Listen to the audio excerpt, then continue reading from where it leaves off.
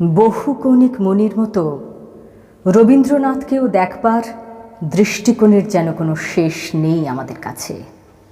স্বাভাবিক, অস্বাভাবিক নানান পরিস্থিতিতে তিনি সৃজনশীল থেকে গেছেন আজীবন। তার গানের বাণী ও কাব্যভূমি যেমন আমাদের ঋদ্ধ করে তোলে, তেমনি হয়তো নতুন কোনো দৃষ্টিকোণ থেকে আলো পড়ে তার মনের কোণের নিরালা ভূমিও আলোকিত হয়ে ওঠে আমাদের কাছে।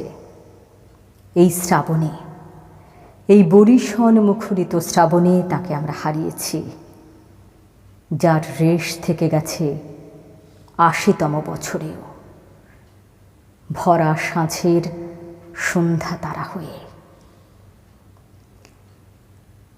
কবির নিজস্ব বক্তব্যে এবং নানাজনের স্মৃতিচারণায় আমরা জেনে নেব কবির অন্তঃশীল মনের কথা।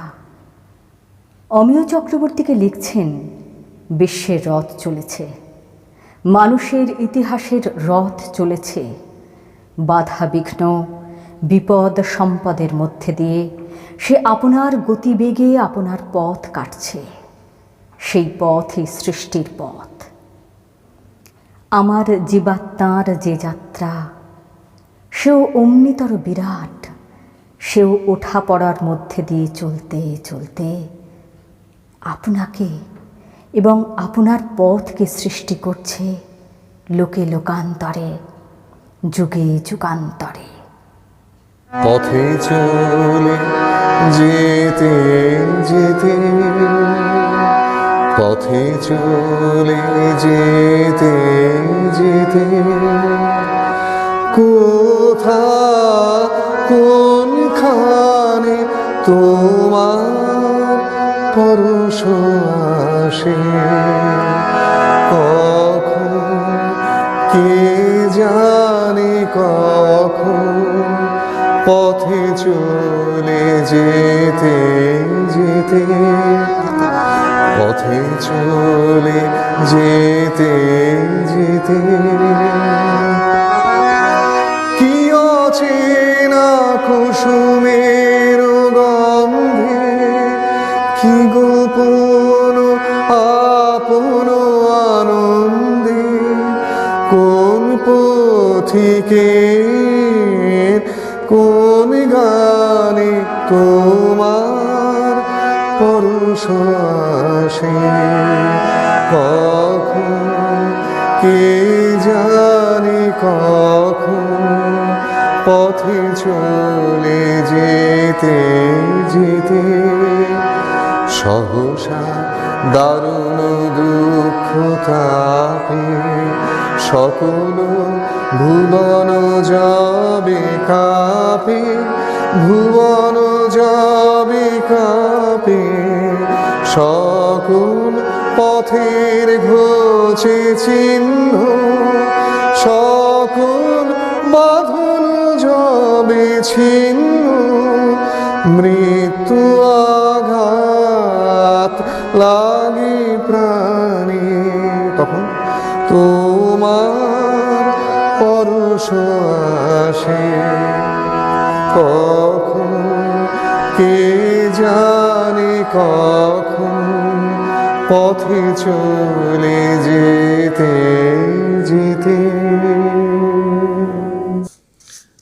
চরণ ফেলিতেই কত বনফুল ফুটে ফুটে টুটে হইয়া আকুল, উঠে ধরণীর হৃদয় বিপুল হাসি ক্রন্দনে ভরিয়া, পশু বিহঙ্গ কীট পতঙ্গ জীবনের ধারা ছুটিছে, কি মহা খেলায় মরণ বেলায় তরঙ্গ তার টুটিছে। কবি বিশ্ব প্রকৃতিতে নিসর্গ সৌন্দর্যে মানব সম্বন্ধের মধ্য দিয়ে সীমাহীন অনির্বচনীয়তা লক্ষ্য করেছেন। তিনি লক্ষ্য করেছেন অনন্ত অসীম রহস্যময়তার প্রকাশ, মৃত্যু তার কাছে বাসা বদল মাত্র। আমরা যখন চেতনার দ্বারা চেতনাকে পাই, তখন আর আমাদের বুঝতে বাকি থাকে না যে সমস্তই তার আনন্দ রূপ। তাই তিনি শিশুর সারল্যে বলতে পারেন, আমাকে মা যখন তুমি ঘুম পাড়িয়ে রাখো, তখন তুমি হারিয়ে গিয়ে তবুও হারাও নাকো।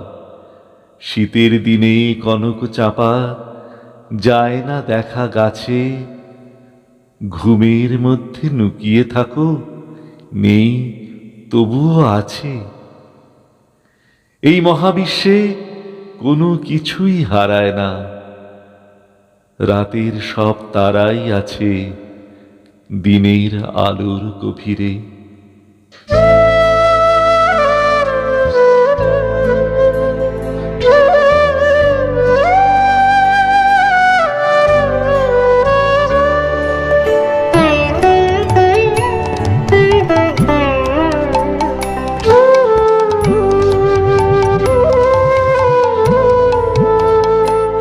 আমার হিয়ার মাঝে লুকিয়েছিলে, দেখতে আমি পাইনি তোমায়, দেখতে আমি পাইনি। আমার হিয়ার মাঝে লুকিয়েছিলে, বাহির পানে চোখ মেলেছি, বাহির পানে আমার হৃদয় পানে যায়নি। আমার হিয়ার মাঝে লুকিয়েছিলে, দেখতে আমি পাইনি তোমায়, দেখতে আমি পাইনি। আমার হিয়ার মাঝে লুকিয়েছিলে।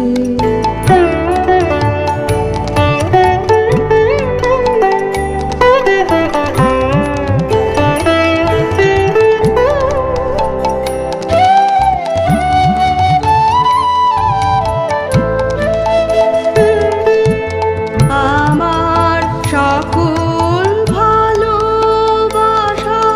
সকল আঘাত, সকল আশায়, আমার সকল ভালোবাসায়, সকল আঘাত, সকল আশায় তুমি ছিলে আমার কাছে, তুমি ছিলে।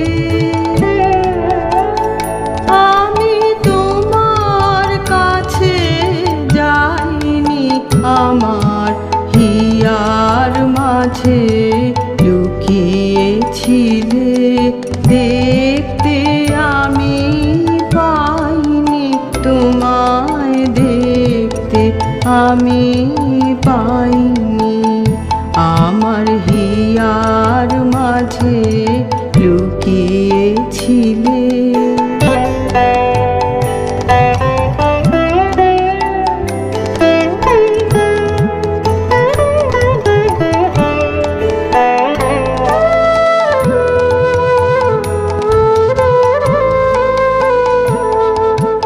তুমি মোর আনন্দ হয়েছিলে, আমার খেলায়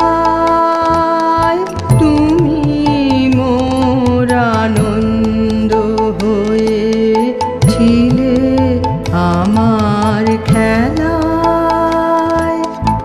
আনন্দে তাই ভুলেছিলে, আনন্দে তাই ভুলেছিলে, কেটেছে দিন হেলায়।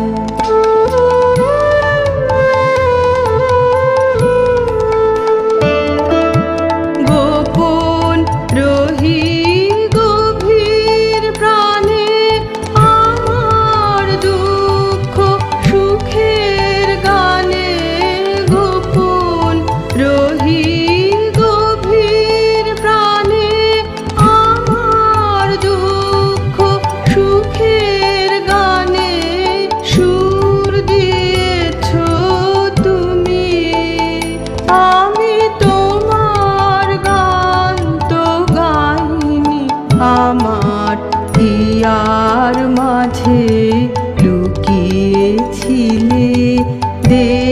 দেখতে আমি পাইনি, তোমায় দেখতে আমি পাইনি। আমার হিয়ার মাঝে লুকিয়েছিলে। তার গান শুনতে শুনতে নানা প্রশ্ন সঞ্চিত হতে থাকে মনে মনে। তার মনোজগতের অন্তঃশীল ইতিহাসটা কি অনুভব করা যায়? তার আনন্দ, বেদনা, যন্ত্রণার ইতিহাস, তার অন্তরঙ্গ জীবন কাহিনী কতখানি ছাপ ফেলে গেছে তার গানে। মানুষ রবীন্দ্রনাথ কতখানি বেরিয়ে আসেন শিল্পী রবীন্দ্রনাথের ভেতর থেকে। দেখতে পাই তার সমস্ত গান রচনার পিছনে একটি অপার্থিব প্রতীতির চাপ অনুভব করি আমরা। তিনি লিখছেন, জীবন সকল সঞ্চয় ছড়িয়ে রাখে কালের চলাচলের পথে। তার অবিরাম ধাবিত চাকার তলায় গুরুতর বেদনার চিহ্ন যায় জীর্ণ হয়ে, অস্পষ্ট হয়ে। কবি যেন তার জীবনের সন্ধ্যা নামার ইঙ্গিত দিলেন। তিনি যেন বুঝতে পেরেছিলেন জীবন আর খুব বেশি সময় দেবে না তাকে। যদিও সন্ধ্যা আসিছে মন্দ মন্থরে, সব সঙ্গীত গেছে ইঙ্গিতে থামিয়া। যদিও সঙ্গী নাহি অনন্ত অম্বরে, যদিও ক্লান্তি আসিছে অঙ্গে নামিয়া। মহাশঙ্কা জপিছে মৌন মন্তরে, দিক দিগন্ত অবগুণ্ঠনে ঢাকা। তবু বিহঙ্গ, ওরে বিহঙ্গ মোর, এখনি অন্ধ, বন্ধ করো না পাখা। ইনহে মুখর বনমর্মর কুঞ্জিত, এ যে অজাগর গরজ সাগর ফুলিছে।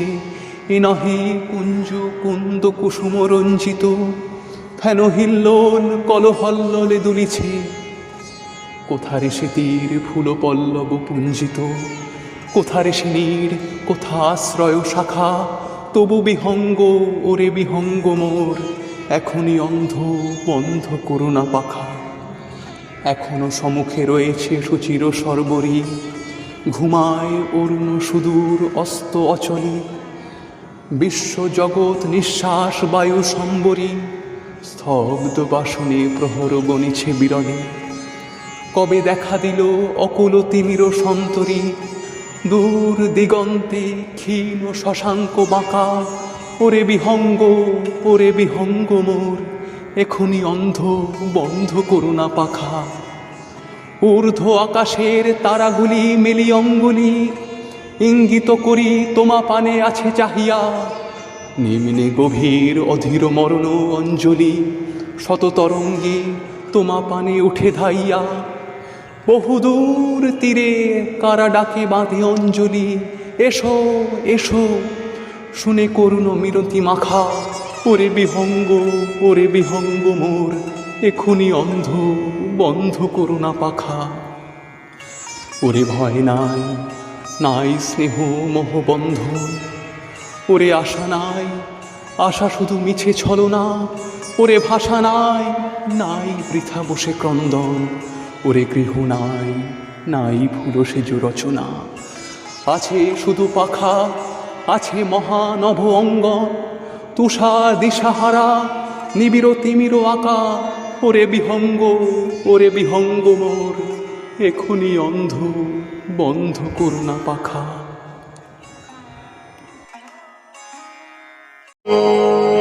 আজি কোন সুরে বাঁধিব দিন অবসান বেলায়। আজি কোন সুরে বাঁধিব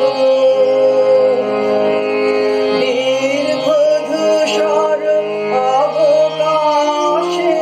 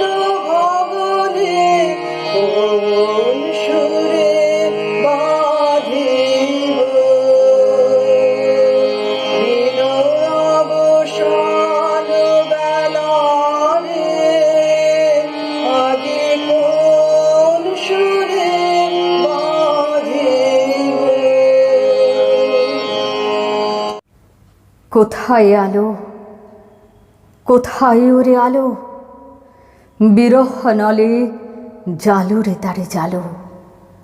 রয়েছে দ্বীপ, না আছে শিখা, এই কি ভালে ছিল রে লেখা।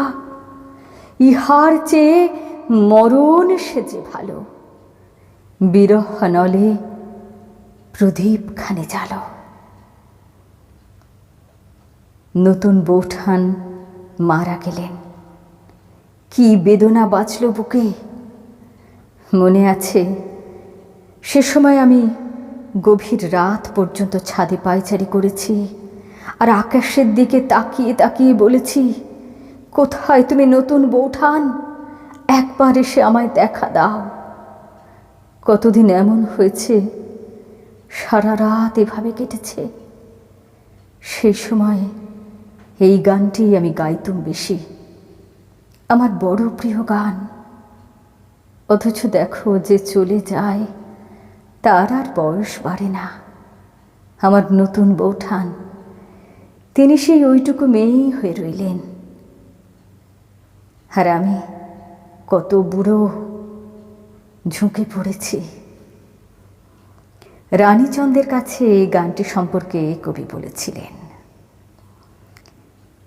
গানটির রচনাকাল 1883 সালের শরৎকাল।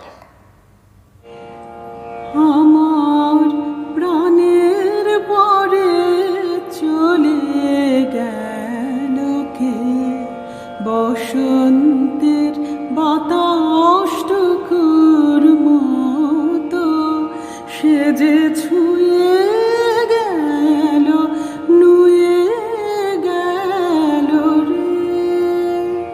ফুল ফুটিয়ে গেল শত শত, প্রাণের পরে চলে গেল কে। সে চলে গেল বলে গেল না, সে কোথায় গেল ফিরে এলো না। সে যেতে যেতে চেয়ে গেল, কি যেন গেয়ে গেল। তাই আপন মনে বসে আছি কুসুম বনেতে।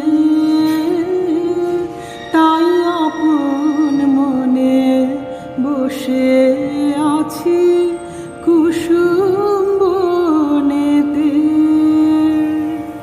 সে ঢেউয়ের মতন ভেসে গেছে, চাঁদের আলো দেশে গেছে।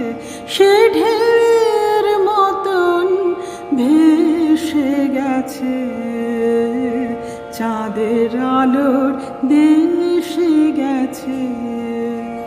যেখান দিয়ে হেসে গেছে, হাসি তার রেখে গেছে রে। মনে হলো আখির কোণে আমায় যেন ডেকে গেছে সে। আমি কোথায় যাব, কোথায় যাব ভাবতেছি তাই একলা বসে। সে চাঁদের চোখে বুলিয়ে গেল ঘুমের ঘোর। সে প্রাণের কোথায় দুলিয়ে গেল ফুলের ডোর। কুসুম বনের উপর দিয়ে কি কথা সে বলে গেল। ফুলের গন্ধ পাগল হয়ে সঙ্গে তারি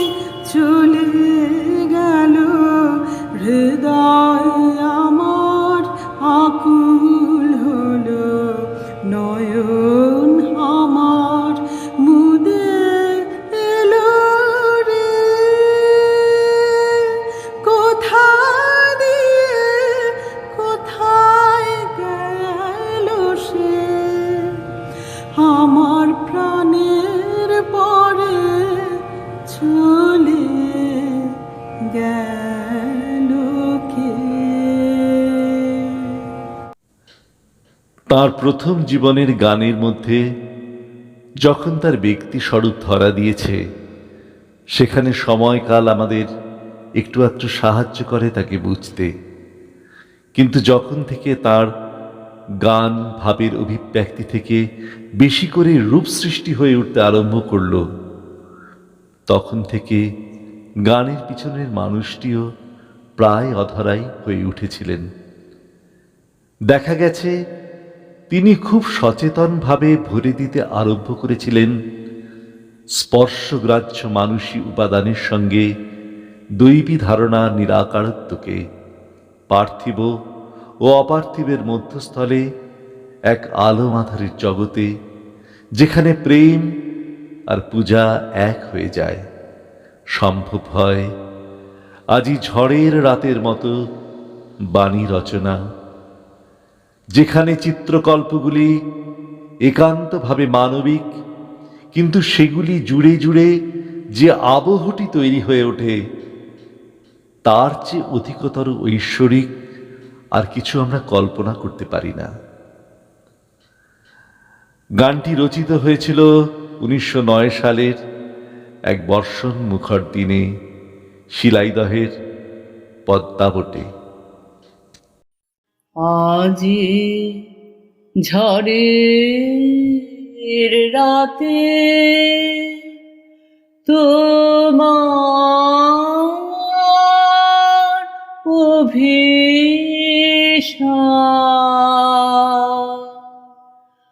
পরাণ সখা বন্ধু হে আমার, আজি ঝড়ের রাতে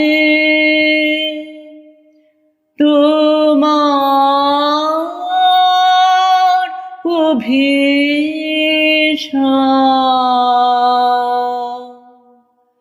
পরাণ সখা বন্ধু হে আমার, আকাশ কাঁদে হতাশ সম, নাই যে ঘুম নয়নে মাম,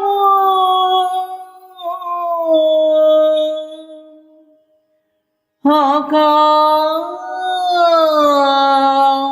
কাঁদে হতাশ সম,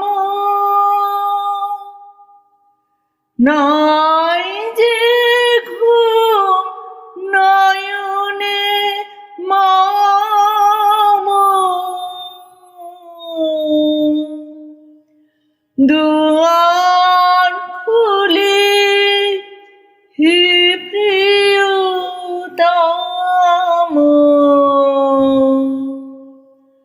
চাই যে পারে বা, পরাণ শাখা বন্ধু হে আমার, আজি ঝড়ের রাতে তোমার অভিশাপ,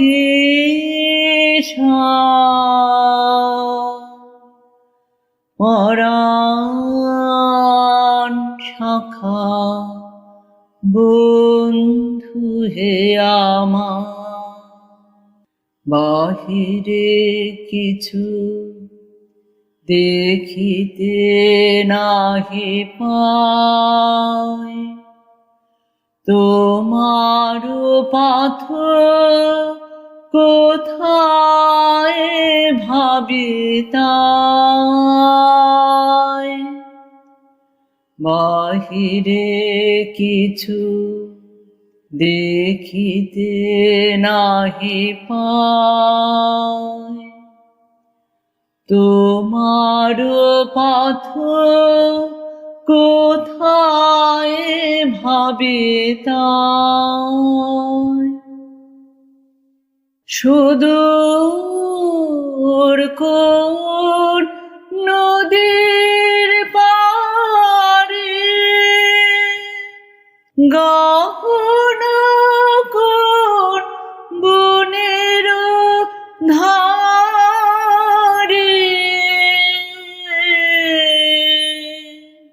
সুদূর কোন নদীর পারে, গহন কোন বনের ধারে,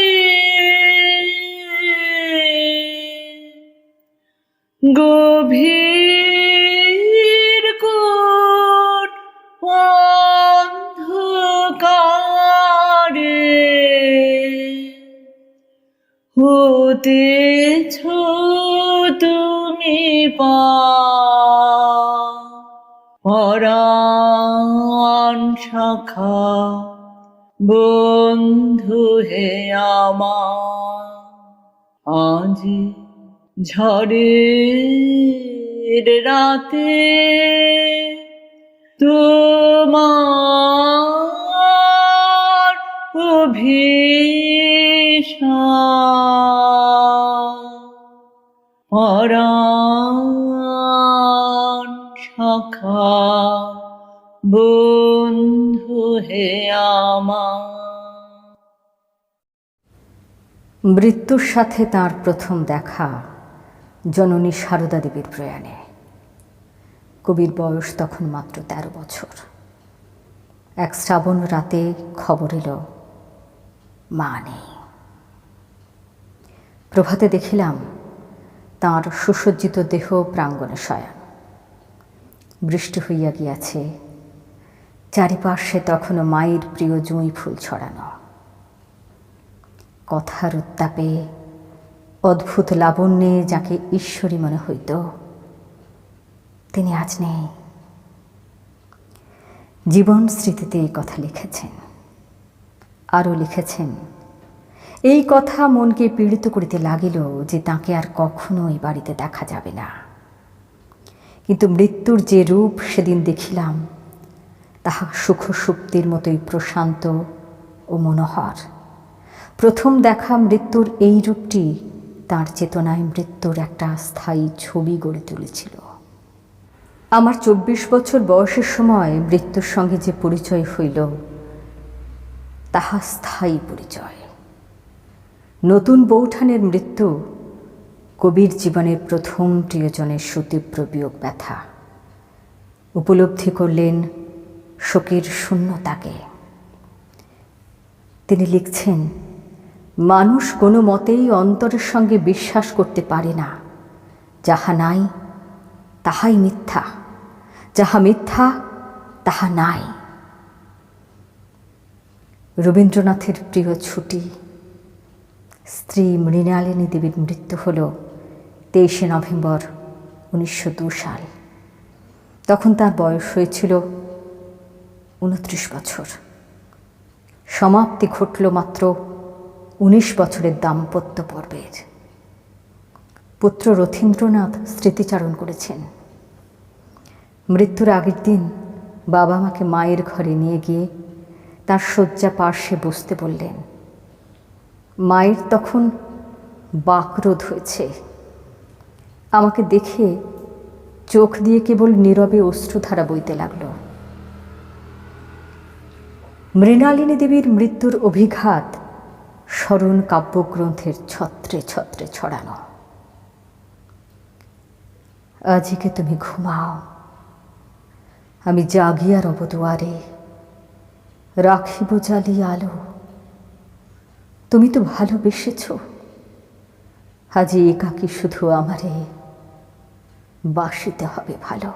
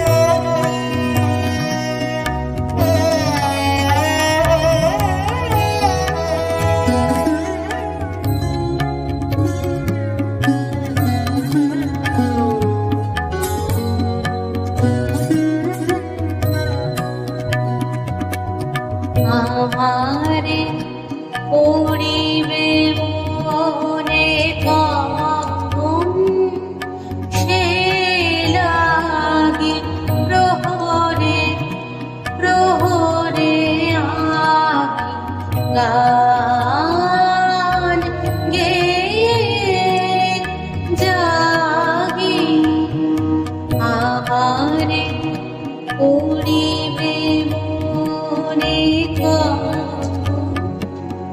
সে লাগি প্রহরে প্রহরে আমি গান গেয়ে জাগি ভয় পাচ্ছি শেষ রাতে ঘুম আসে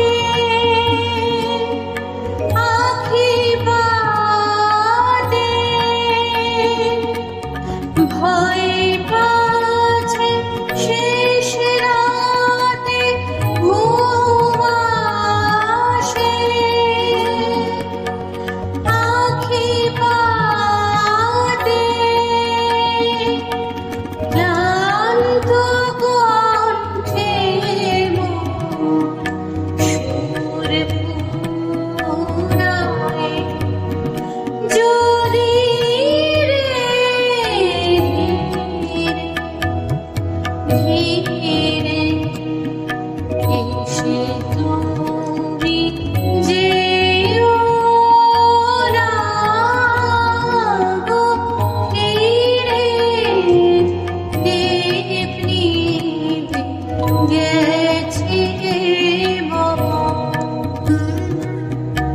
নিষিদ্ধ সমীরে, দীপ নিভে গেছে ধীরে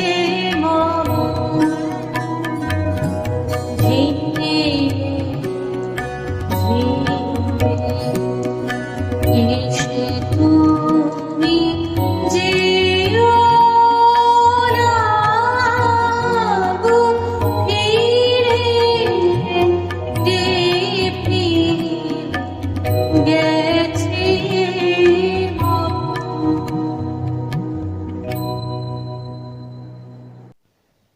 মাসের মধ্যেই হারালেন মেজ মেয়ে রেণুকাকে। 15ই সেপ্টেম্বর 1903 তার যক্ষা হয়েছিল। কনিষ্ঠা কন্যা মীরা দেবী স্মৃতিচারণে লিখছেন, বাবা রোজ সকালবেলায় তাকে বারান্দার এক কোণে বসে উপনিষদ থেকে মন্ত্র পাঠ করে তার সব মানে বুঝিয়ে দিতেন। এই সময় বাবা যেন রানী দিদিকে বেশি করে কাছে টেনে নিয়েছিলেন। তাই প্রিয়জনের মৃত্যু শোক কবিকে থামিয়ে দেয়নি। মরণ যেদিন দিনের শেষে আসবে তোমার দুয়ারে, সেদিন তুমি কি ধন দিবে উহারে? ভরা আমার পরাণ খানি সম্মুখে তার দিব আনি, শূন্য বিদায় করব না তো উহারে। মরণ যেদিন আসবে আমার দুয়ারে, কত শরৎ বসন্ত রাত, কত সন্ধ্যা কত প্রভাত, জীবন পাত্রে কত যে রস বরসে।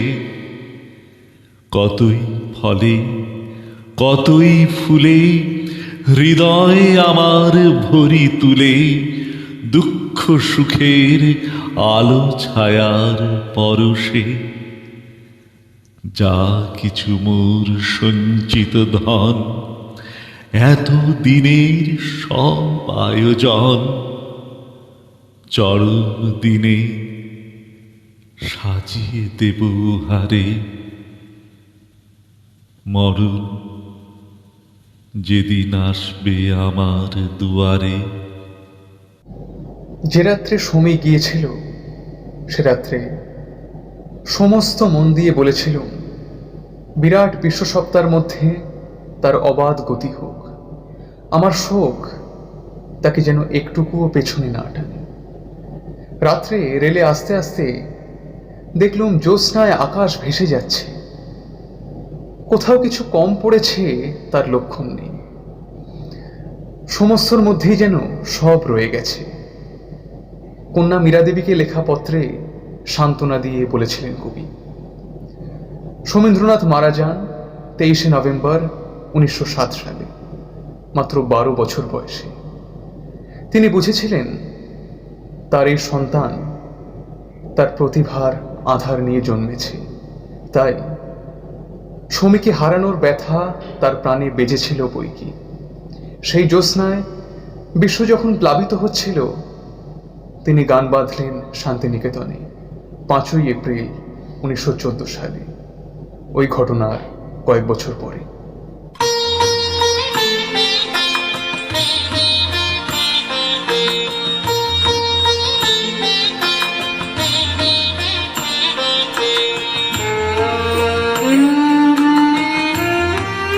আজ জ্যোৎস্না রাতে সবাই গেছে বনে, আজ বসন্তের মাতাল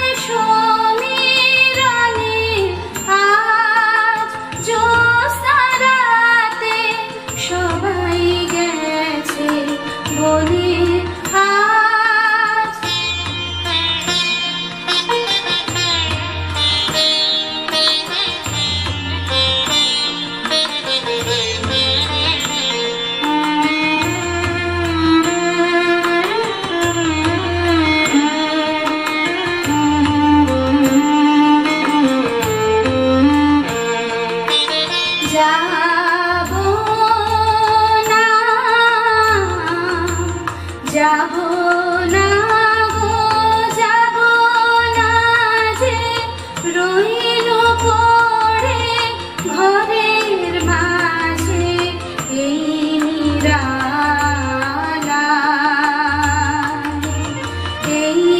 নিরালায় রব আপন কোণে।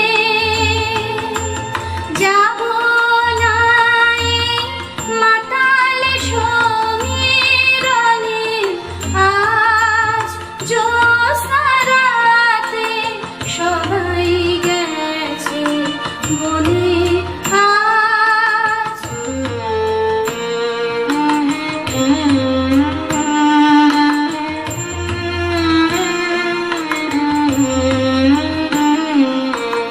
আমারে ঘর বহু যতন করে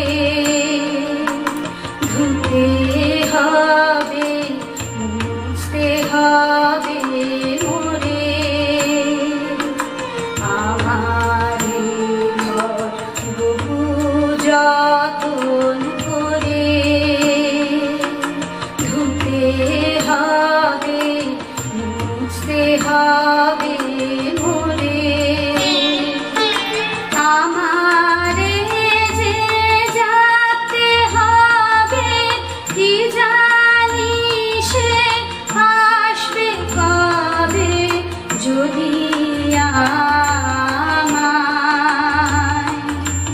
যদি আমায় পড়ে তাহার মনে,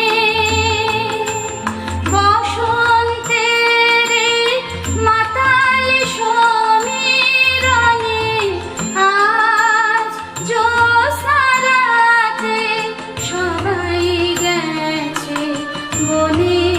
আজ বসন্তের মাতাল সমীরণে, আজ জ্যোৎস্না রাতে সবাই গেছে বনে।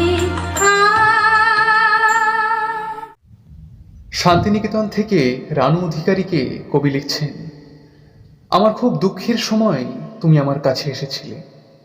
আমার বড় মেয়ে, যাকে আমি নিজের হাতে মানুষ করেছি, তার মতো সুন্দর দেখতে মেয়ে পৃথিবীতে খুব অল্পই দেখা যায়। সে যে মুহূর্তে আমার থেকে বিদায় নিয়ে গেল, সেই মুহূর্তে তুমি আমার কাছে এলে। আমার মনে হলো সে এক স্নেহের আলো জ্বালিয়ে দিয়ে গেল। তাকে আমরা বেলা বলে ডাকতাম। সেই জ্যেষ্ঠ কন্যা মাধবীলতার মৃত্যু হয় 16ই মে 1918 সালে। শোককে দেখলেন বন্ধন মুক্তির উপায় হিসাবে, বিচ্ছেদকে করলেন বৃহৎ মিলন পথের দিশারি। তাই শোক তাকে পরাজিত করতে পারে না, বরং উত্তীর্ণ করে জীবনের পূর্ণতায়। তার জীবনের মন্ত্রই হল আনন্দ রূপমৃতম যত্তি ভাতি যত্তি ভাতি। এই 1.5 বছরের মধ্যে কবি হারালেন পিতা মহর্ষি দেবেন্দ্রনাথকে। 1905 সালের 19 জানুয়ারি বয়সের ভারে দেহ রাখলেন তিনি 89তম বছরে। মহর্ষির মৃত্যুর সঙ্গে শেষ হলো একটা শতাব্দী। কবি 2 শতাব্দীকে ধারণ করে সাঁকো হয়ে দাঁড়িয়ে রইলেন বেদান্ত উপনিষদের সূত্রে। গগনে গরজে মেঘ, ঘন বর্ষা, কূলে একা বসে আছে নাহি ভরসা। রাশি রাশি ভাড়া ভাড়া, ধান কাটা হলো সারা। ভরা নদী ক্ষুরধারা, খর পরশা। কাটিতে কাটিতে ধান এলো বরষা। মাত্র 30 বছর বয়সে পদ্মা নদীর উপর বোটে বসে কবিগুরু সোনারতরী নামের এই বিখ্যাত কবিতাটি লিখেছিলেন।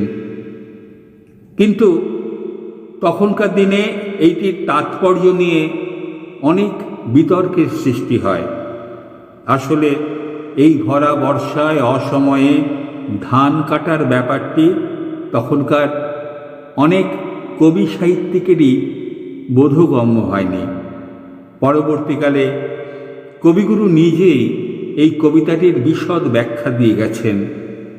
সেই ব্যাখ্যার সারমর্ম অনেকটা এই রকম: মানুষ সমস্ত জীবন ধরে ফসল চাষ করে, তার জীবনের ক্ষেতটুকু একটা ছোট্ট দ্বীপের মতন, চারিদিকে অব্যক্তের দ্বারা সে বেষ্টিত। যখন সময় ঘনিয়ে আসে, যখন চারিদিকের জল বেড়ে ওঠে, যখন তার ওই দ্বীপটুকু তলিয়ে যাওয়ার সময় হয়, তখন সে তার সমস্ত জীবনের কর্মের ফসল মহাকালের তরণীতে বোঝাই করে দিতে চায়। সংসার বা মহাকাল সমস্তটাই স্বীকার করে, কিন্তু মানুষ যখন বলে ওই সঙ্গে আমাকেও নাও, আমাকেও রাখো, তখন সংসার বলে তোমার জন্য জায়গা কোথায়? তোমার কর্মের ফসল যা কিছু রাখবার তা সমস্তই রাখব, কিন্তু তুমি তো রাখবার যোগ্য নও।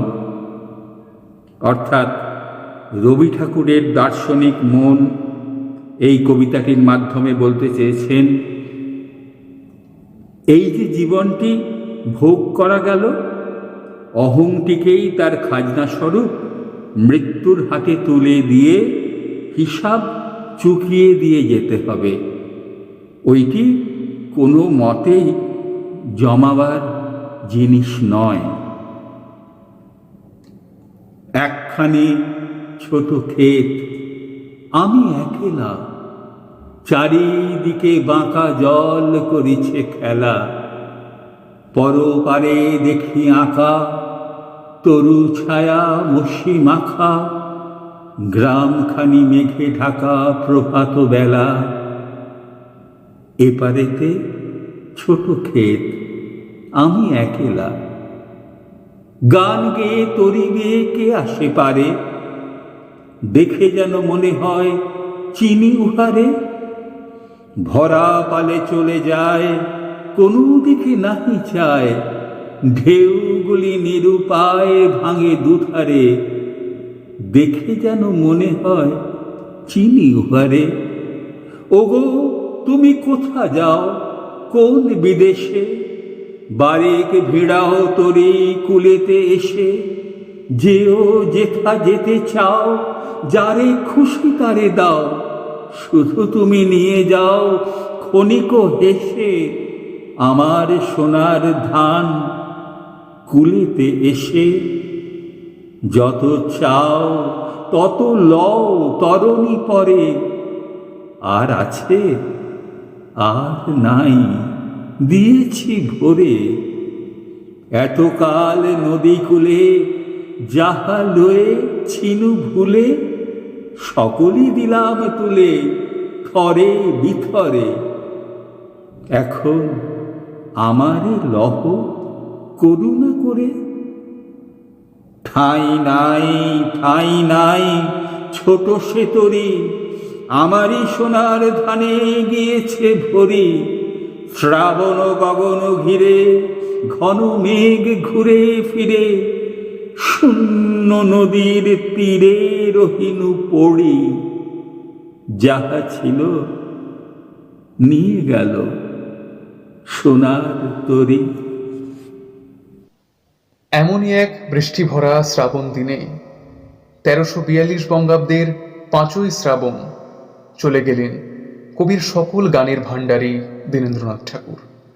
সম্পর্কে তিনি কবির পৌত্র ছিলেন, রবীন্দ্রসঙ্গীতের সিংহভাগের স্বরলিপিকার ও সংরক্ষক। পরবর্তীকালে স্বয়ং কবি নিজের গানের সুর ভুলে গেলে তিনি দীনেন্দ্রনাথের শরণাপন্ন হতেন। কবিতার ফাল্গুনী নাটকের উৎসর্গপত্রে অভিহিত করেছেন, আমার সকল গানের ভাণ্ডারী এবং বালক দলের সকল নাটের কাণ্ডারী। প্রিয়জনের বিয়োগ ব্যথায় তিনি লিখলেন, কি বেদনা জানো।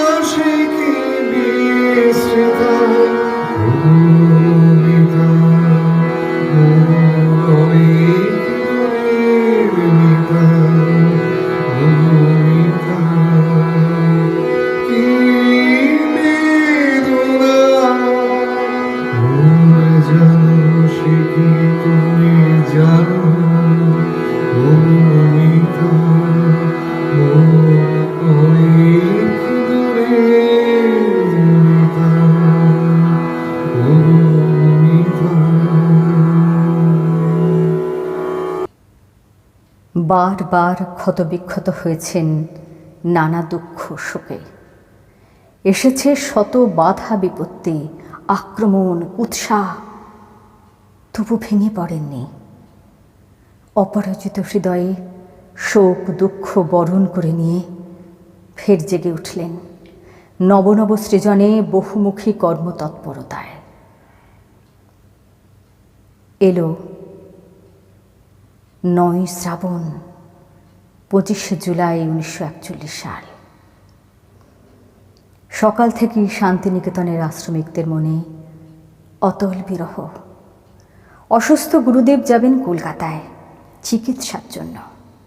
সকাল থেকেই তারা ভিড় জমাচ্ছিলেন উদয়নের সামনে, গান গাইতে গাইতে কবির জানালার নিচে।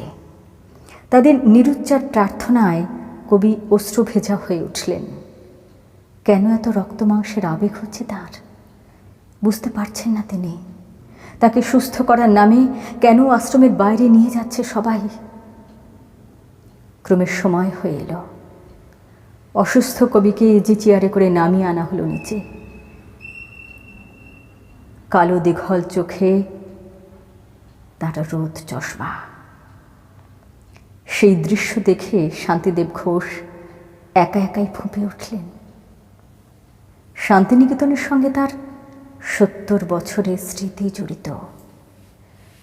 কবি কি বুঝতে পেরেছিলেন এই তার শেষ যাত্রা? স্বপ্নের এই মাটিতে আর ফেরা হবে না।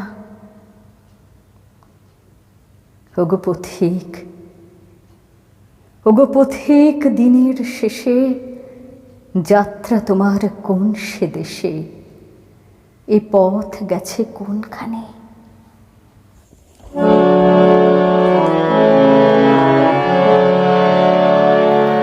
যখন পড়বে না মোর পায়ের চিহ্ন এই বাটে, যখন পড়বে না মোর পায়ের চিহ্ন এই বাটে, আমি পাইব না, আমি পাইব না মোর খেয়া তরি এই ঘাটে গো।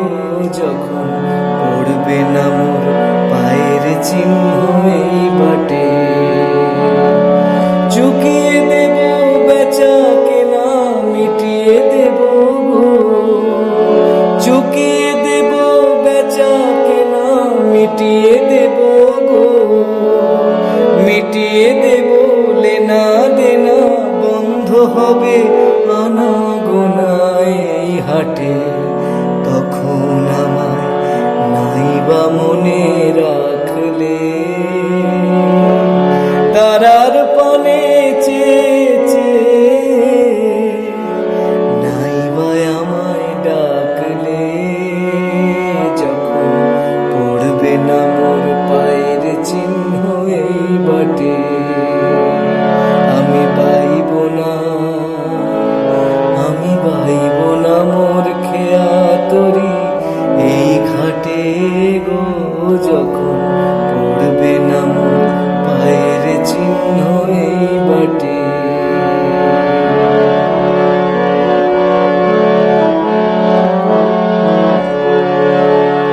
যখন জমবে ধুলা তান পুরাটার তার গুলায়, কাঁটা লতা কাঁটা লতা উঠবে ঘরের দ্বার গুলায়, আহা জমবে ধুলা তান পুরাটার তার গুলায়।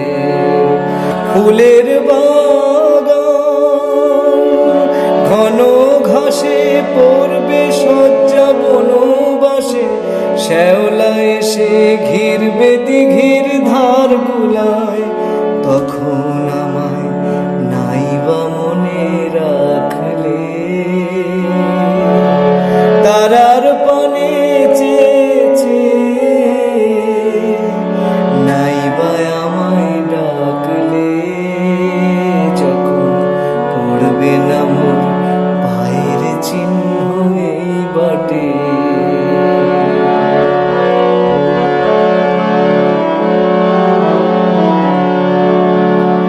তখন এমনি করে বাজবে বাঁশি এই নাটে।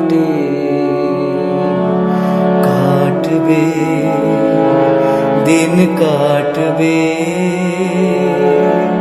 কাটবে গো দিন আজও যেমন দিন কাটে, আহা এমনি করে বাজবে বাঁশি এই নাটে। ঘাটে ঘাটে খেয়ার তরি এমনি এমনি সেদিন উঠবে ভরি, চড়বে গরু খেলবে রাখাল ওই মাঠে। তখন আমার নাইবা মনে রাখলে তারার পানে চেয়েছে, নাইবা আমায় ডাকলে যখন পড়বে না মোর পায়ের চিহ্ন এই বাটে।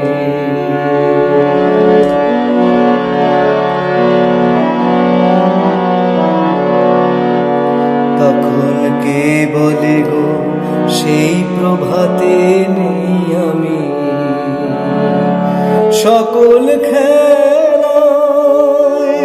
সকল খেলায় করবে খেলায় এই আমি, আহা কে বলে গো সেই প্রভাতে নেই আমি।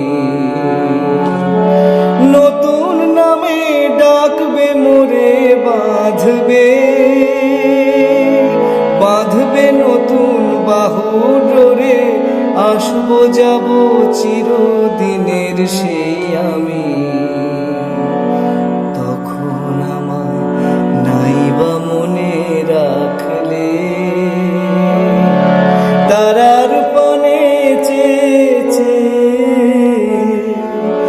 নাইবা আমায় ডাকলে যখন পড়বে না মোর পায়ের চিহ্ন এই বাটে।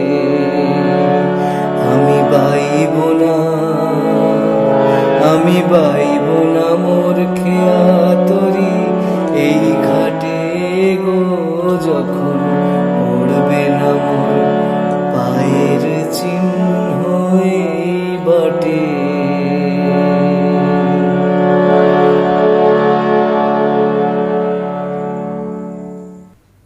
কর্ম যখন প্রবল আকার গরজে উঠিয়া ঢাকে চারিধার, হৃদয় প্রান্তে হে জীবননাথ শান্ত চরণে এসো। যে কারণে কবির ভাবনায় মৃত্যু কখনো প্রণয় রূপে, কখনো সখা রূপে, অন্ধকারের ধ্যান নিমগ্ন ভাষার মতো অবগুণ্ঠনের আবরণ পরে অরুণ বহ্নির রুদ্র সাজে জীবন রথের সারথি হয়ে ললিত লোভন মোহন রূপে জ্যোতির্ময়ের পরশ মনে হয়ে ধরা দিয়েছে। জীবনের প্রথম দিকে মৃত্যুকে অমৃতের স্বরূপ বলেই আহ্বান করেছিলেন তিনি। তার কাছে মৃত্যু ছিল কালো শ্যামের প্রতীক। ভানুসিংহ ঠাকুরের মরণ কবিতায় যে পরম সুখের সন্ধান করেছেন তা অনন্ত জীবনেরই ইঙ্গিতবাহী। मरण रे तुहु मम श्याम समान, मरण रे तुहु मम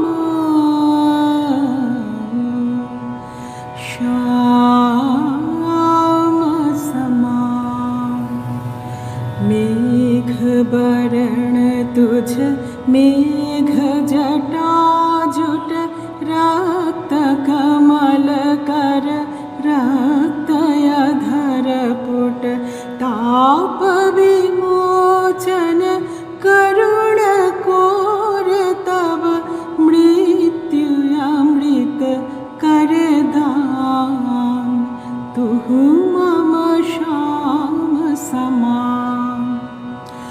आकुल राधार छयति जर जर, झरै नयन दौ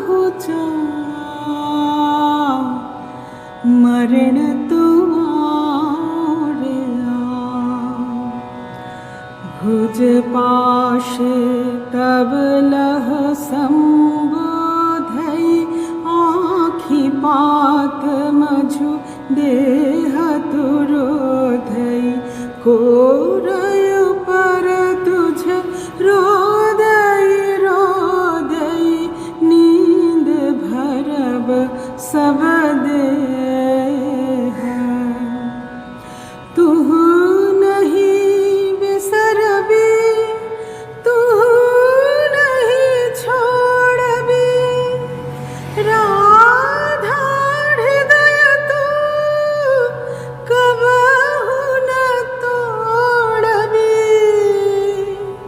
हिय हिय राखबी अनुदिन अनुखन अतुलन तोहार नेह भानु भने आई राधा छिया छिया चंचल चित तोहारी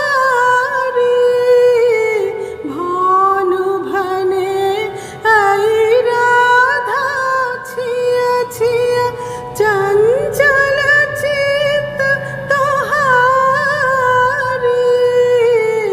जीवन वल्लभ मरण अधिक सो अब तू देख विचारी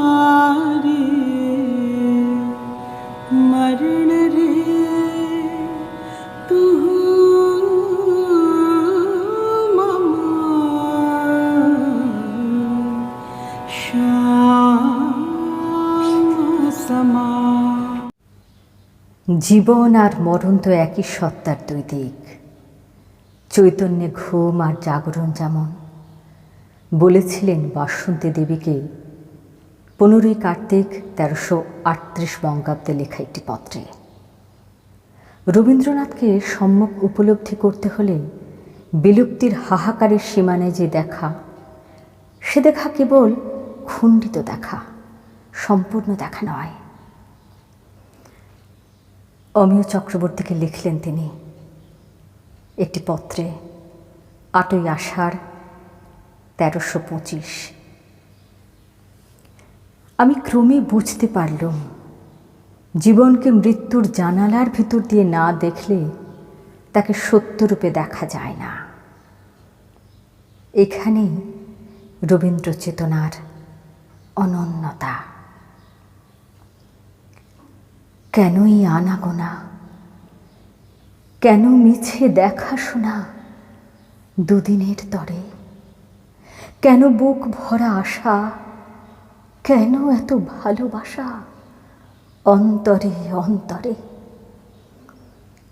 আজকে হয়েছে শান্তি, জীবনের ভুল ভ্রান্তি সব গেছে চুকে।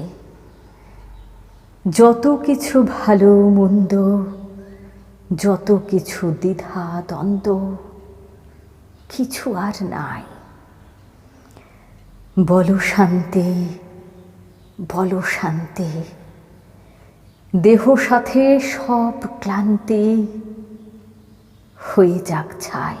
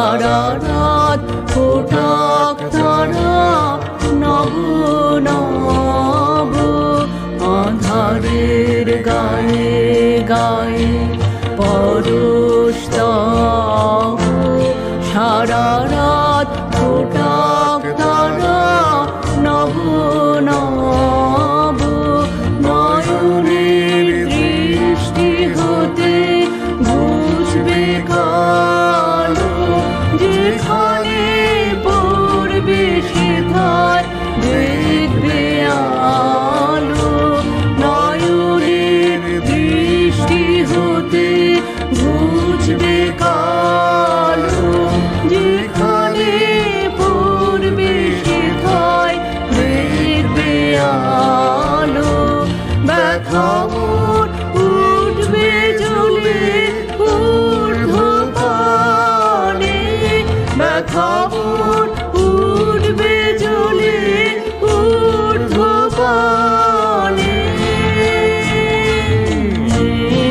আগুনের পরশ মনে ছোঁয়াও প্রাণে এ জীবন পূর্ণ করো এ জীবন পূর্ণ করো এ জীবন পূর্ণ করো এ জীবন পূর্ণ করো দহন দানে আগুনের পরশ মনে ছোঁয়াও প্রাণে।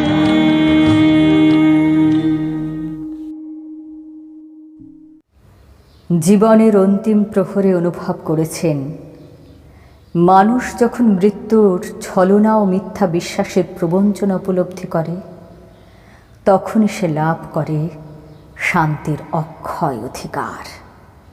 তার মতে অনন্ত জীবনধারায় মৃত্যু একটা বাঁক মাত্র।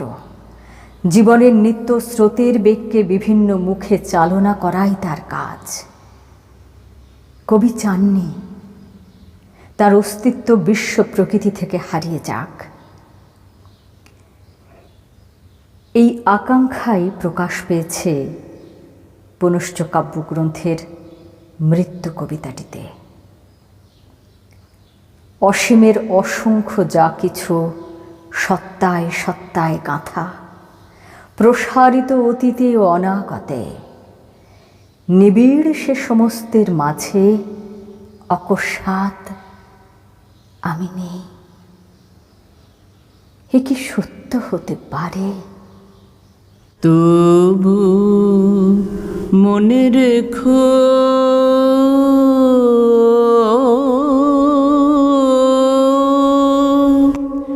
তবু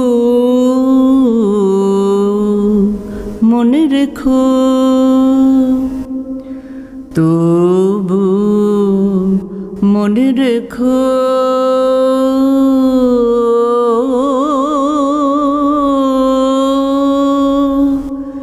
তবু মনে রেখো যদি দূরে যায় চলে তবু মনে রেখো যদি পুরাতন প্রেম ঢাকা পড়ে যায় নব প্রেম জালে যদি পুরাতন প্রেম ঢাকা পড়ে যায় নব প্রেম জালে যদি থাকি কাছাকাছি দেখিতে না পাও ছায়ার মতন হাত আছি নাই আছি, তবু মনে রেখো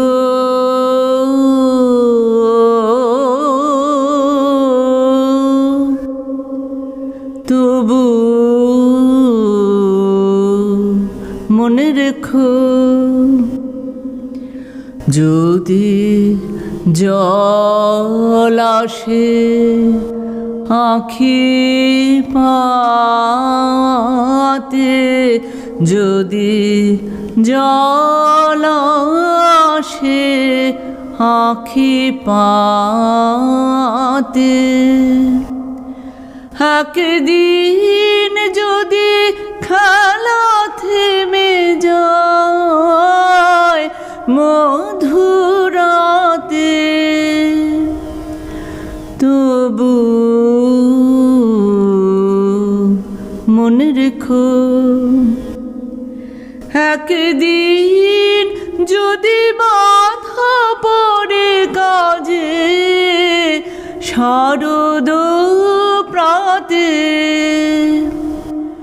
তবু মনে রেখো, যদি পড়িয়া মনে, যদি পড়িয়া মনে ছলো ছলো জল নাই দেখা দেয় নয়ন কোণে, তবু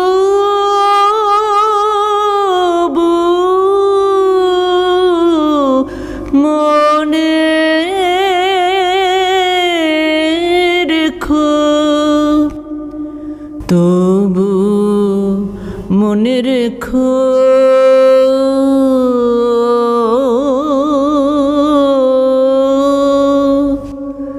তবু মনে রেখো, তবু মনে রেখো।